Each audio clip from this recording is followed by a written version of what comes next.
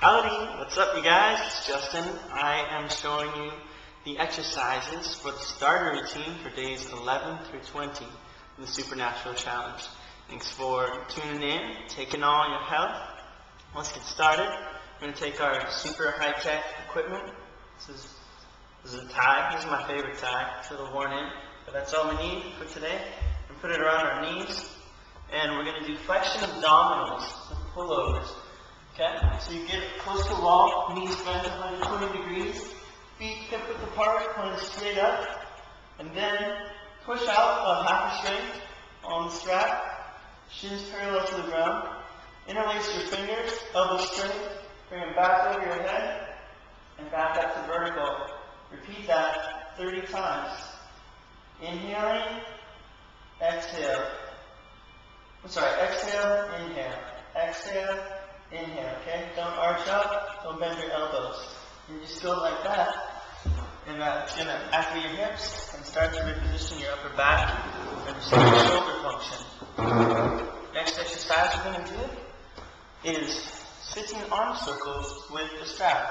So, same strap, right on your knees, right there, sitting upright, nice little arch in your low back, with the golfer's grip with your hand, okay? Your knuckles clenched, alright? Shoulder blades pinched down together. On the sits bones, we're going to circle our arms forward about the size of a tennis ball, the circle should be. And then first, your right hand goes counterclockwise, 40 circles. Then flip your hands over, elbows still straight, shoulder blades still pinched, and circle backwards 40 times. The whole time pressing out on the strap. Pretty hard. So you should feel the work all the way back here in your butt muscles. At first, you may feel it down here. But as you hold the pose, the work should transfer and get back to your butt. Okay? So 40 of those in each direction.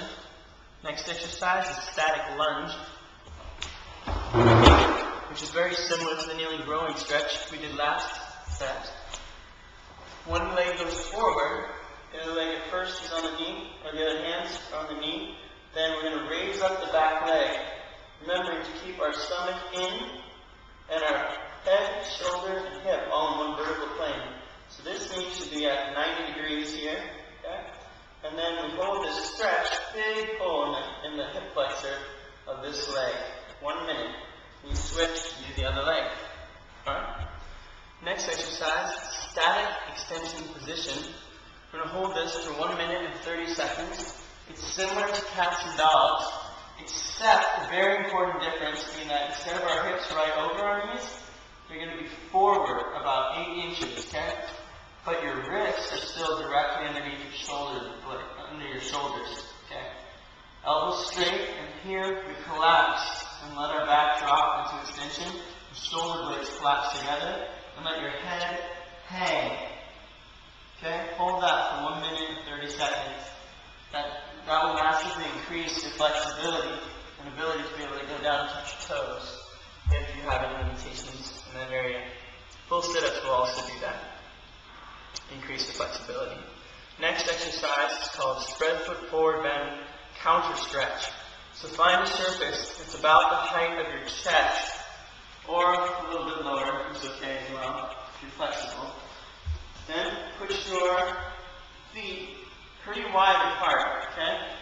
And back far enough so that when you bend over, your upper body is horizontal and your hips are directly over your feet, okay? Keep your thighs tight, knees fully straight, and the weight in your front of your feet. And it should feel as if someone is pulling you away from the wall. Grab your hips and pulling you that way. And you should also be trying to actively arc your tailbone up, so that increases the pull on the hamstring and also the function of your hip.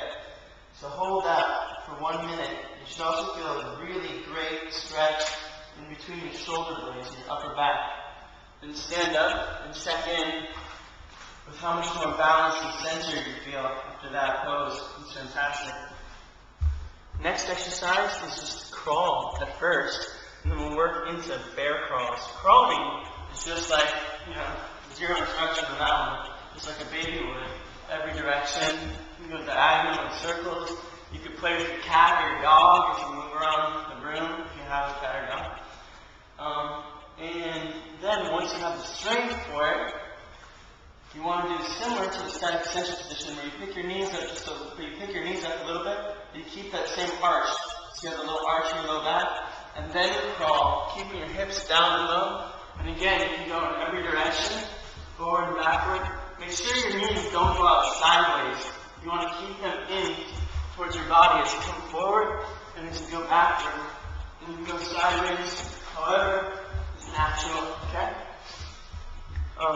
Then we're going to do an exercise called a free squat after 3 minutes of crawling. So you might be pretty exhausted. That's where the brunt of the work comes from. And this one is from the bear crawls. So the free squat, you stand with your feet shoulder width apart, wider than hip width. So spread it out, so these are vertically in line. Arms straight out, chest tight, squeeze your shoulder blades down together, and then squat down so that your knees are bent almost 90 degrees. From the side view, you can see my hips and knees are bent the same amount. I'm not like all knees and I'm not like all hips. They're equal. See this angle? You hold that for 1 minute, really arcing to get your chest up and forward. This is a lot of work for my shoulder blades again, and a lot of work for my thighs and some of my butt. Hold that for a minute. Next exercise is push-ups. So you can do this on your knees if you don't have the strength to do a regular one yet, but work towards building up to being able to do it. The keys are to keep your shoulder blades down and together, okay? A lot of people will do push-ups when they're rounded in their upper back. We want to drop our shoulder blades together, okay? So from there, keeping your body really nice and straight. Don't let your stomach hang. Keep a good amount of tension. And again, keep your shoulder blades dropped together as opposed to rounded like this. And then your push-up from there. Focusing on pinching your shoulder blades together. Again, if you don't have the strength, you can rest your knees. But still keep your hips straight, stomach tight, shoulder blades together. And do your push-up from there. Okay? Cool.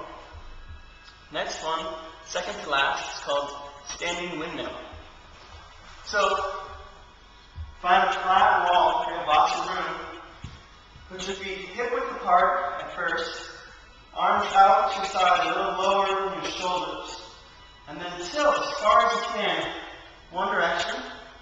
Then back up in the other direction. Keeping your hips centered and both feet fully on the ground. So don't lift your heel, don't shift your hip out. Stay centered 5 times each way. Then put your feet a little wider than shoulder width apart.